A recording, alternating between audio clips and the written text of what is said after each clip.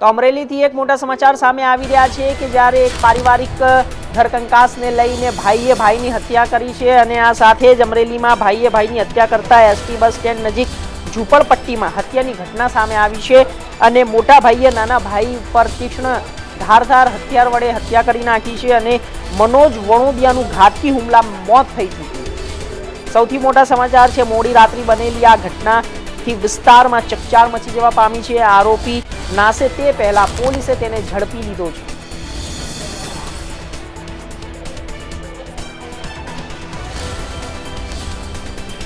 તો અમરેલીની આ ઘટના છે, આપને સીધા દ્રશ્યો બતાવી રહ્યા છે। અમરેલીની અંદર ભાઈએ જ ભાઈની હત્યા કરી નાખી છે અને આવા અનેક કિસ્સાઓ સમાજમાંથી પણ સામે આવતા હોય છે પારિવારિક કલેશને લઈને। જ્યારે આવા તમામ કિસ્સાઓને લઈને અત્યારે હાલ એક ભાઈએ પોતાના નાના ભાઈની હત્યા કરી નાખી છે અને તે નાસ્તો ફરતો હતો પરંતુ તે બીજે ક્યાંય જાય તે પહેલાં જ તેને પોલીસે ધર દબોચી લીધો છે। નામ શું છે બેન? નંદાબેન રમેશભાઈ। શું બનાવ બન્યો તો અહીંયા? મારો દીકરો મયુર હા અને મારી આ ઝઘડાગીરી કરતો હતો પૈસા બાબતમાં। મેં કીધું પૈસા દે, મારી પાસે પૈસા નતા તો મેં કીધું મેં તો હવારતા હું પૈસા લઈ દઈશ તો મને પથ્થર મારવા માંડ્યો।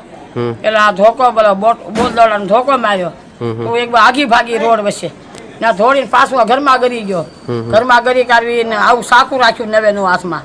મને કે બહાર નીકળ્યો તને મારી નાખીશ, કાપી નાખીશ। તે હું ભાગી રોડમાં નીકળતા કોણ આવું તમને પૂછતું હતું? મયુર।